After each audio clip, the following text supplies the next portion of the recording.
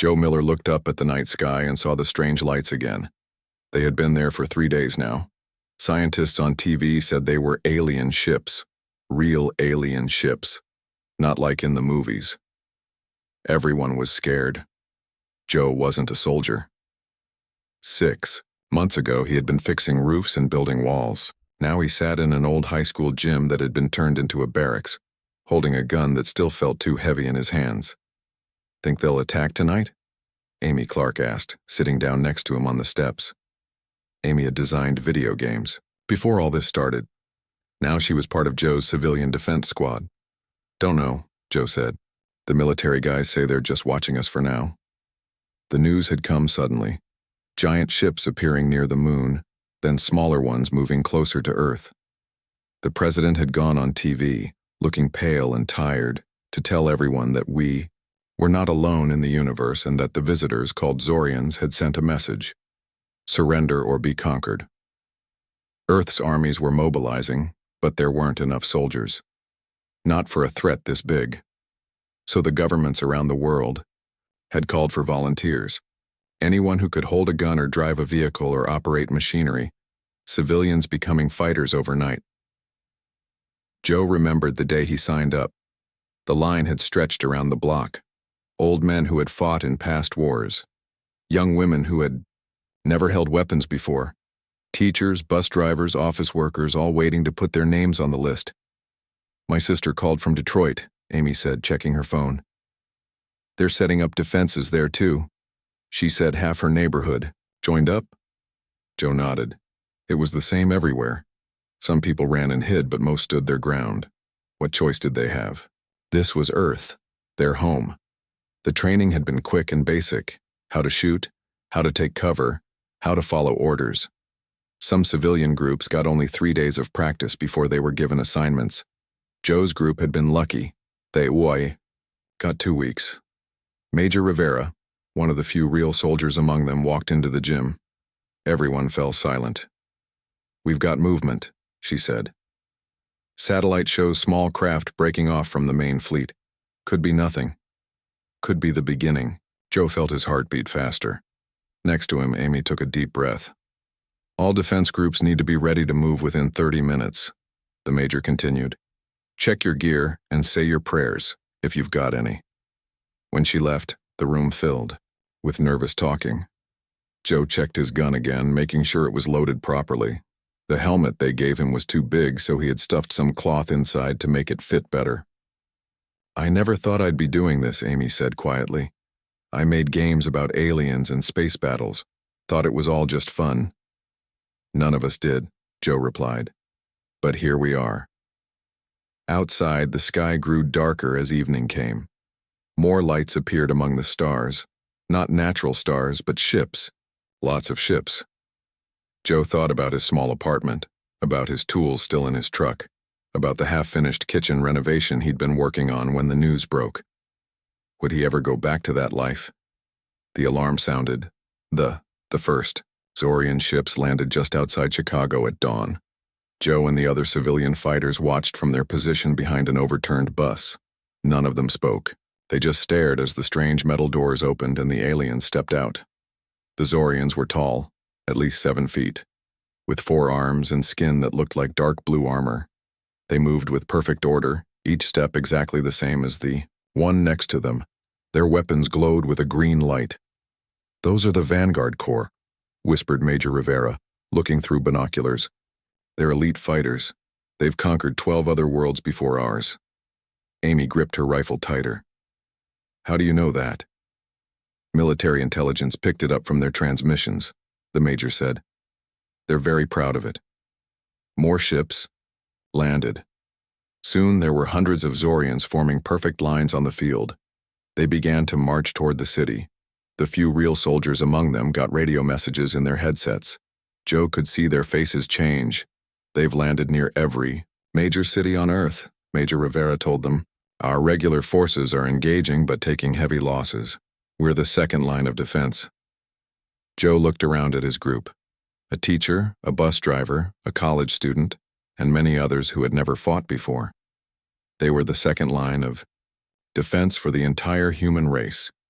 The radio crackled again. Major Rivera listened, then turned to them all. The military units are falling back.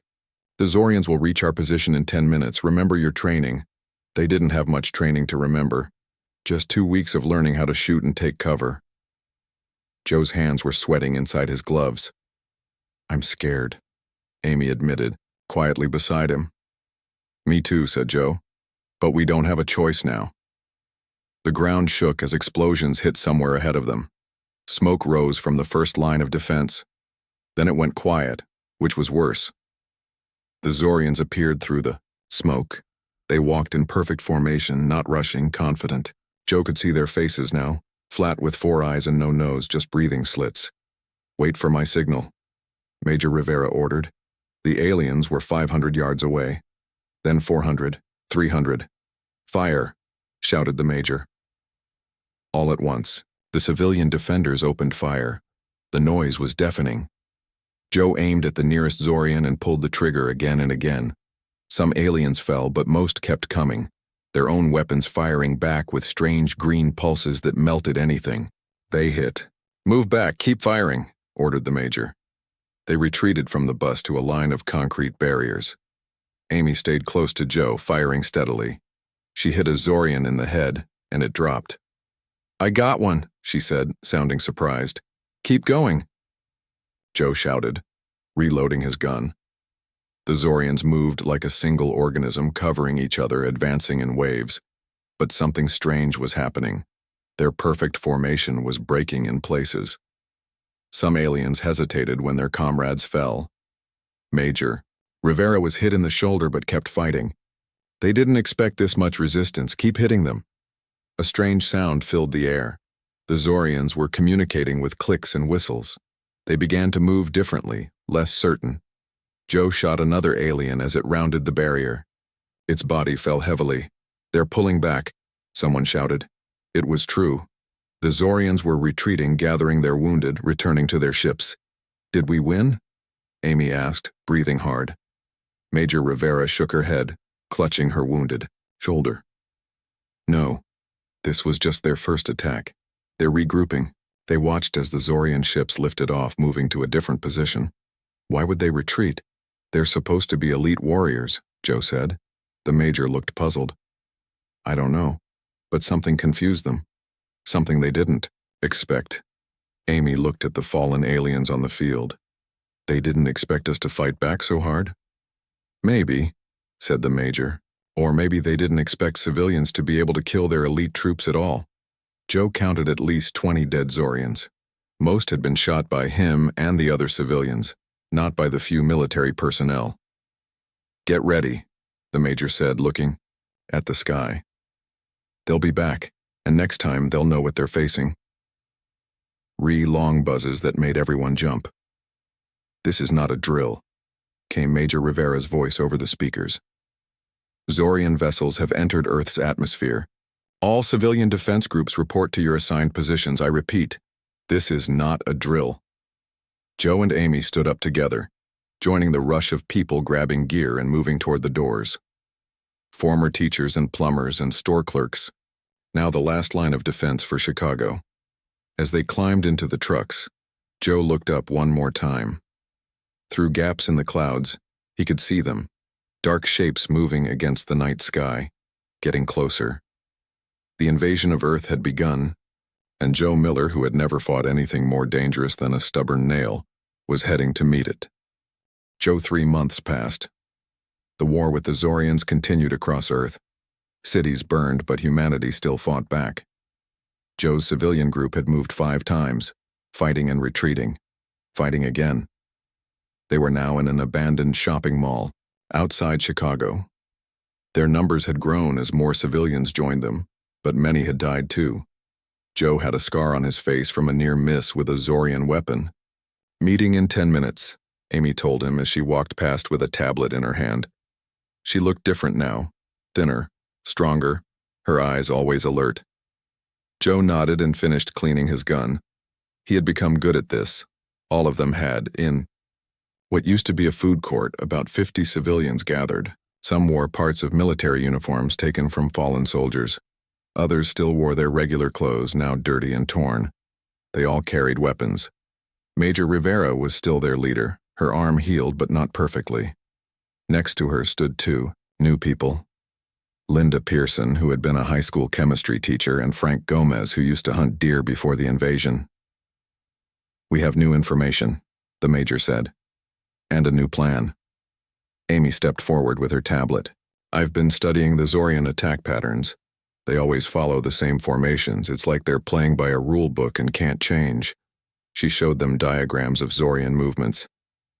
"See how they always put their strongest units in front, and they always attack in straight lines?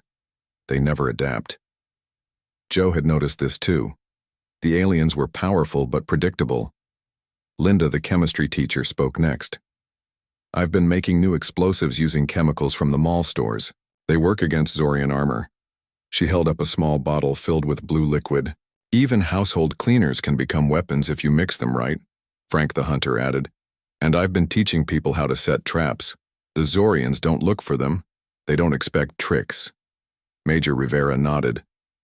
"The regular military is still fighting, but they're using old tactics. We're going to try something different." She spread a map on a table. "The Zorians have a command center here 5 miles away. They think it's safe because it's behind their lines. But we're going to hit it from underground." Joe pointed to the map. "There's an old storm drain that runs near there. I worked construction in that area. The drain is big enough for people to walk through." The major looked at him with new respect. "Can you lead people through it?" "Yes," Joe said. "It'll be dark and wet, but we can do it." They planned through the night. 20 civilians would go through the drain led by Joe. Amy would coordinate from the mall using walkies. Linda's explosives would be their main weapons. Before dawn, they prepared to leave. Joe checked his gear one last time. He wasn't afraid anymore, not like in the beginning. Amy stopped him before he left. "I've been thinking about why we've been able to kill so many of them," she said. "The Zorians fight like the computer enemies in the games I used to design. They follow patterns. Once you see the pattern, you can beat them." Joe thought about this. "We don't fight like soldiers. We fight like people trying to survive." "Exactly," Amy said. "And that confuses them." The team moved out in darkness. They found the drain entrance covered with leaves and dirt. Joe led them in, flashlight showing the way. The tunnel was cold and smelled bad, but it was safe from Zorian patrols. They walked for an hour through twisting tunnels. Joe remembered this system from his construction days. Finally, they reached a point under the Zorian base. Frank set traps near the exit. Linda prepared her explosives. Joe readied his gun. The attack on the Zorian command center went better than anyone expected. Joe's team came up through the drainage system and caught the aliens completely by surprise. Linda's homemade explosives blew holes in their defenses. Frank's traps stopped the Zorians from regrouping. When they returned to the mall, everyone celebrated. They had destroyed important alien equipment and stolen data tablets. Best of all, they had lost no one. Amy was waiting with news of her own. "While you were gone, I figured something out," she said, leading Joe to a table covered with papers. "Look at these Zorian battle plans we captured last week." Joe looked at the strange symbols and diagrams. "What about them?" "They're exactly like video game patterns," Amy said, pulling out her old gaming laptop. She showed him a strategy game she used to play professionally. "See? The Zorians move just like the AI enemies in this game. Same formations, same responses." Joe watched as Amy's game character easily defeated the computer enemies by using unusual moves. "So you're saying we can beat them the same way?" "I think so," Amy said. "The Zorians fight like they've only ever learned one way to battle. It's like they're following a program." Word of Amy's discovery spread through the human resistance. Soon, she was teaching other groups how to predict Zorian movements based on video game strategies. A week later, another civilian arrived at the mall, Doug Wilson, a young man with glasses who had been an esports champion before the invasion. "I heard you needed gamers," Doug told Amy. "I was top-ranked in Battle Planet and Star Commander." Amy smiled. "Perfect. We need you to help plan our next attack." Doug joined their planning sessions, using his gaming knowledge to predict exactly how the Zorians would respond to different attacks. He created new terms for their battle plans based on gaming language. "We'll do a spawn camp at their landing site," Doug explained to Joe. "Then a flanking run when they try to counter." Joe didn't understand all the terms, but he saw that they worked. The next 3 raids were successful, with minimal human casualties. The Zorians seemed confused by the new human tactics. Intercepted communications showed the alien commanders trying to understand what was happening. "They keep talking about our unusual combat doctrines," Major Rivera told the group after listening to translated Zorian messages. "They've never seen anything like this before." One day after defeating a Zorian patrol using Doug's gaming strategies, Joe found Amy staring at a captured alien tablet. "What's wrong?" he asked. "I've been translating their battle reports," Amy said. "The Zorians have conquered 12 other worlds before Earth, but all those species fought with traditional military tactics, armies against armies, following standard rules of war." "And we don't," Joe said. "No, we don't," Amy agreed. "They've never fought against civilians before. They don't understand why we don't behave like proper soldiers." Joe thought about this. The Zorians were trained from birth to be warriors, following strict rules and formations, but humans on Earth had countless ways of thinking and solving problems. They tested this theory in their next battle. Using Doug's gaming terms as code words, the civilians split into what he called clans. Small teams with different tasks. Some created distractions, others set traps. Some focused on taking out specific Zorian leaders. The aliens seemed completely unable to counter these strange, unpredictable attacks. Their perfect formations broke apart when faced with humans who didn't fight like any enemy they had seen. Before that night, they intercepted another Zorian transmission. Major Rivera translated it for everyone. "They're calling for reinforcements," she said. "The message says, Earth resistance stronger than predicted. Civilian kill count exceeds Vanguard losses on any previous world. Cannot understand their battle logic." Joe looked around at the teachers, gamers, construction workers, and everyday people who had become Earth's most effective defenders. "There is no logic," he said. "That's the point, and that's why we're winning." This wasn't supposed to be his life. He should be building houses, not planning attacks. But here he was, a civilian turned fighter, about to attack elite alien troops. And the strange thing was, he was good at it. They all were. The Zorians had conquered 12 worlds before Earth, but they had never faced plumbers and teachers and video game designers who refused to give up. Joe gave the signal, and they began to climb toward the surface, ready to show the aliens once again why Earth was different from all those other worlds. On the Zorian command ship above Earth, General Krazak was angry. He paced in front of a large screen showing maps of human cities and Zorian troop positions. The red dots showing dead Zorian soldiers were too many. Far too many. "How is this possible?" he demanded.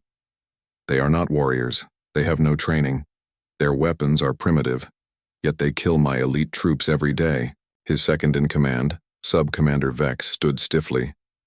"We have captured some humans for study, General. Our scientists have made an unusual discovery." "Tell me," Krazak ordered. "The humans have no unified fighting style," Vex said. "Each group fights differently. They do not follow any known combat doctrine." General Krazak stared at the screen. "That makes no sense. All civilized beings follow established battle protocols." "These humans do not," Vex insisted. "We have sent observers to watch them. They adapt constantly. They use their environment in ways we never considered. Most strangely, many of their best fighters are not soldiers at all." Back on Earth, Joe and his team were preparing for a new mission. They had moved from the mall to an old factory that was easier to defend. Amy had set up a command center with computers rescued from abandoned offices. "The Zorians are changing their tactics," Amy told everyone during the morning meeting. "They're trying to be less predictable." "Can they do that?" Joe asked. "I thought they only knew one way to fight." "They're learning," Amy said, slowly, "but they still make mistakes. Look at this."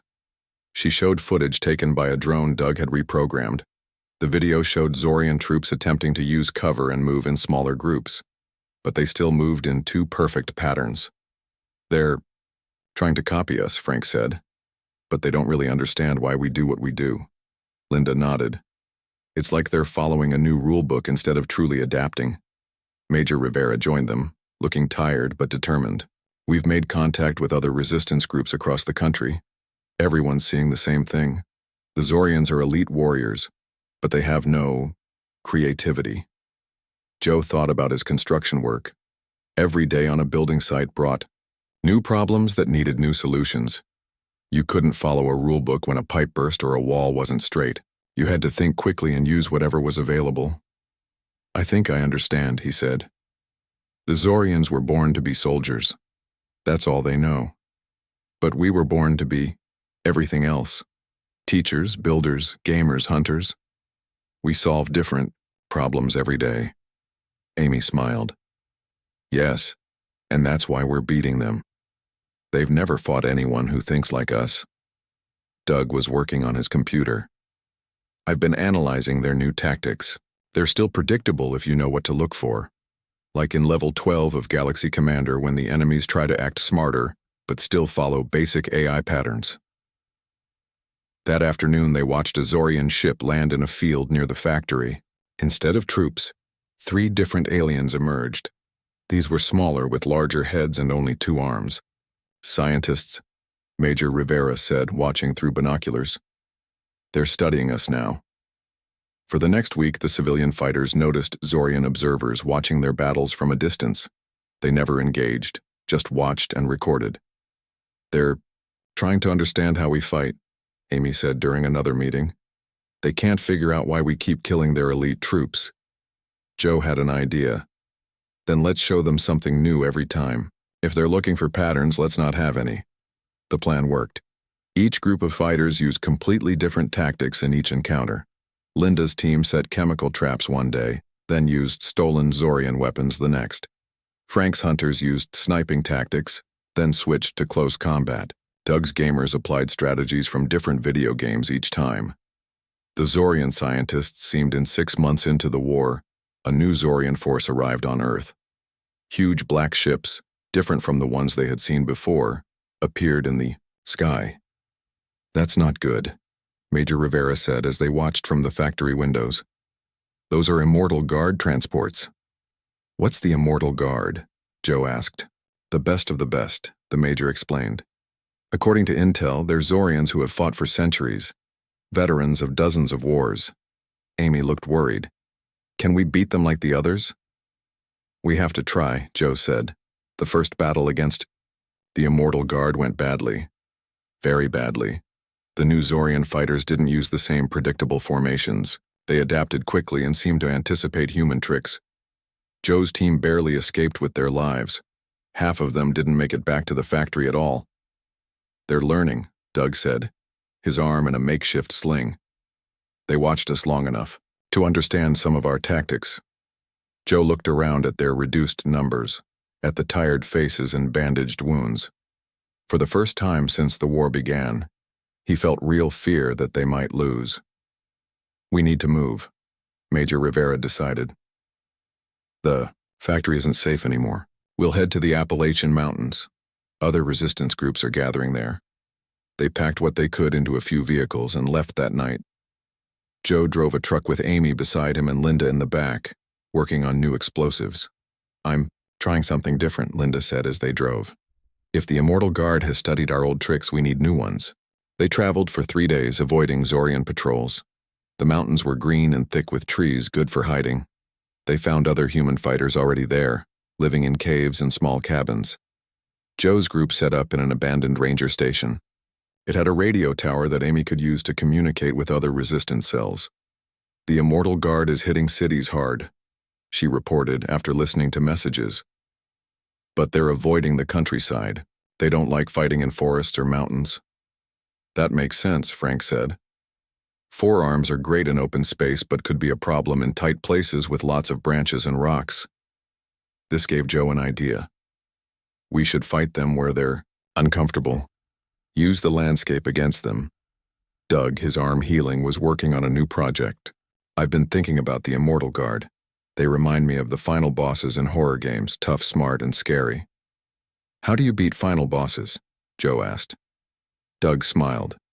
You study their patterns. Even the smartest game enemies have patterns. You just have to watch long enough to find them. They spent a week observing the Immortal Guard from a distance. Amy created a computer simulation based on Doug's horror games to predict their movements. Linda worked on her new explosives, mixing chemicals in glass jars. I think I've got it, she said one evening, holding up a jar of yellow liquid. This should penetrate even the Immortal Guard's armor.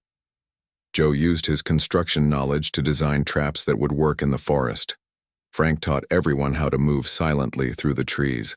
When they felt ready, they chose their target, an Immortal Guard patrol that passed through a narrow valley every 3 days. Remember, Joe told everyone the night before the attack, they might be immortal, but they've never fought humans who build things, or play games, or teach chemistry, or hunt for fun. They've never fought civilians. The next day, they set up their positions in the trees and rocks above the valley. Linda's new explosives were placed carefully. Frank's traps were hidden under leaves. When the Immortal Guard appeared moving confidently through the valley, Joe gave the signal. The attack began. Linda's explosives worked better than expected, breaking through the aliens' armor. Frank's traps caught several guards, holding them in place. Doug's predictions about their retreat patterns proved accurate. For creatures that had lived for centuries fighting wars across the galaxy, the Immortal Guard seemed strangely unprepared for a battle against humans who used the environment in ways no traditional military would consider. When it was over, the valley floor was littered with dead Zorians.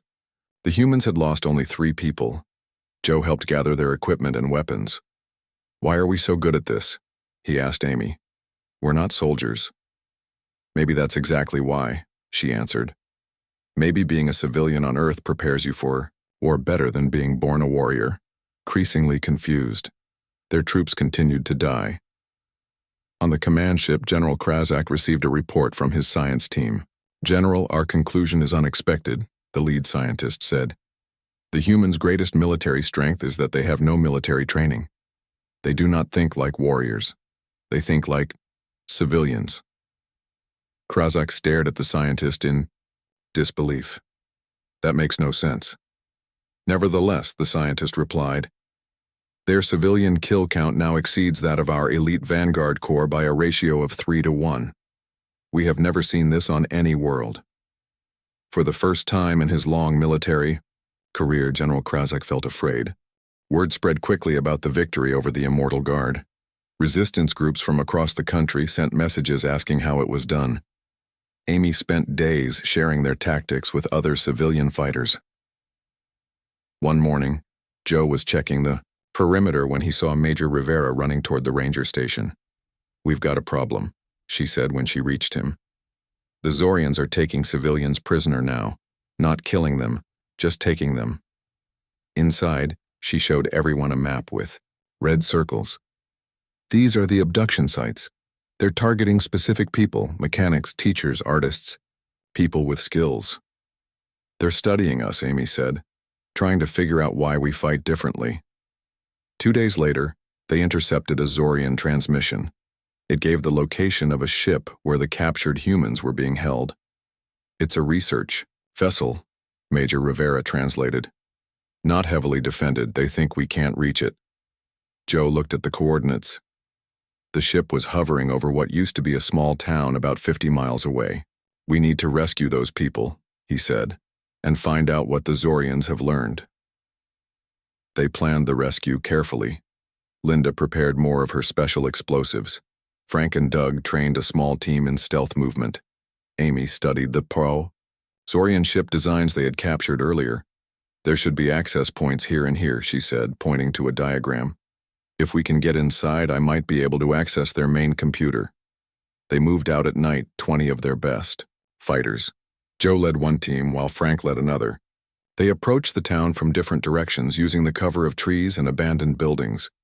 The Zorian ship was larger than Joe expected, hovering just 100 feet above the town square. Strange lights pulsed along its sides. Remember, the plan. Joe told his team. We create a distraction. Frank's team gets inside to free the prisoners. Amy accesses their computers. Linda's explosives created the perfect distraction. When they hit the ground near the ship, they didn't just explode. They released a thick smoke that blocked the Zorians' vision. In the confusion, Frank's team used grappling hooks to reach the ship. They found an access hatch exactly where Amy had predicted. Joe's team kept the Zorian guards busy on the ground. They used the tactics that had worked against the Immortal Guard: unpredictable movements, hiding in places the aliens didn't check, attacking from unexpected angles. Inside the ship, Frank and Amy found the captured humans in glass cells. They were being studied like animals in a zoo. Amy quickly broke into a control panel and opened the cells. Get them to the exit, she told Frank. I need a few minutes with their main computer. While Frank led the prisoners out, Amy downloaded everything she could from the Zorian database. What she found shocked her. Later, when they were safely back in the mountains, Amy shared her discovery. The Zorians have been studying human culture, she said. They've been trying to understand why we fight the way we do. Look at this. She showed them a Zorian report on a tablet. The alien writing had been translated by their computer. Analysis of human combat effectiveness, Joe read aloud. Subject species has no dedicated warrior class, yet demonstrates superior tactical adaptability compared to all previously conquered species. Amy scrolled down. The most disturbing discovery is that humans have been practicing combat simulation since childhood, through activities they call games. Their entertainment directly trains them for warfare. Doug laughed. They think video games are combat. Training? Not just video games. Amy continued reading. Sports, board games, playground activities. The Zorians see all of it as military training disguised as fun. Linda looked confused. Amy found something else in the Zorian files: the location of their main command ship. It wasn't in space as everyone thought. It was hiding in the Rocky Mountains, using the natural rock formations to shield it from detection. This is our chance, Major Rivera said when Amy shared the information. If we can hit their central command, we might end this war. Word spread through the resistance networks. Groups of civilian fighters from across the country began to move toward the Rockies. It would be the largest coordinated attack since the invasion began. Joe's group prepared carefully. Linda made enough explosives for everyone. Doug created attack plans based on different video game scenarios. Frank taught everyone mountain fighting techniques. On the journey west, Joe thought about how much had changed. A year ago, he had been fixing roofs. Now he was leading people to attack an alien command ship. Nervous? Amy asked him as they camped one night. A little, Joe admitted. But I also feel ready. Like everything I've done before somehow helped prepare me for this. That's what the Zorians don't understand, Amy said. They think being a warrior means only knowing how to fight. But we know that's not true. When they reached the meeting point in the Rockies, Joe was amazed to see how many civilians had gathered. Thousands of ordinary people now transformed into effective fighters. Teachers, farmers, office workers, students, all with stories similar to his own. The Zorian command ship was massive, partially embedded in a mountain cliff. It was heavily guarded by Immortal Guard troops. The attack plan was complex but played to human strengths. Different groups would use different tactics, creating confusion. Some would cause distractions. Others would target specific weak points that Amy had identified in the ship's design. Joe's team was assigned to get Amy close enough to hack into the ship's systems. The battle began at dawn. Linda's group struck first with explosives that sent the Zorians into confusion. Frank's hunters picked off alien commanders from hidden positions in the rocks. Doug's team used unpredictable attack patterns that kept changing. Joe and Amy moved through the chaos, protected by their team. When they reached the ship, Amy connected her computer to an access panel. I'm in, she said after a few minutes. I'm sending their weaknesses to everyone now. Across the battlefield, civilians received Amy's information on phones and tablets. Suddenly, everyone knew exactly where to hit the Zorians for maximum effect. The tide of battle shifted. Despite their advanced weapons and centuries of training, the Zorian forces began to fall back. The Immortal Guard, For the first time in their history, were being defeated by untrained humans using tactics no military academy would teach. Joe and Amy fought their way deeper into the ship, heading for the main control room. When they finally reached it, they found General Krazak himself surrounded by his commanders. "Enough," the general said when he saw them. "This is not possible. You are not warriors." "You're right," Joe said, his gun aimed steadily. "We're not. And that's why you're losing." The surrender of the Zorian forces came quickly after that. With their command structure broken and their best troops defeated, they had no choice. In the days that followed, Joe watched as the alien ships left Earth one by one. The war was over. Humans had won. "I still don't understand," General Krazak said during the peace negotiations. "How did civilians defeat the greatest military force in 12 star systems?" Amy showed him statistics on a tablet. "Your elite troops had a kill ratio of 3.2 on other worlds, but against Earth civilians, your ratio was 0.4. We killed more of you than you killed of us." "But why?" the general insisted. Joe thought about it. "Because we never stopped being civilians," he said finally. "We brought everything we knew from normal life into the war.